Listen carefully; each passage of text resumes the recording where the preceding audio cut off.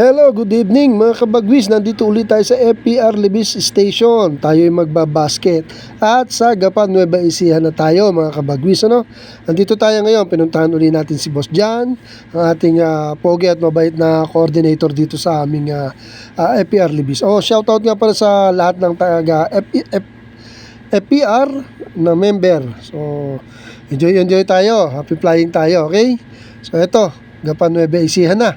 Wala pang butas siya mo yan, nakakauwi pa yan.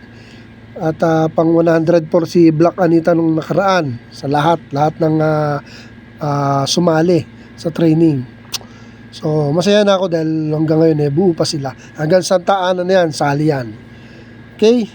So mabuhay sa atin lahat, tayo mga panshir. Have a nice day, see you bukas. Thank you for watching.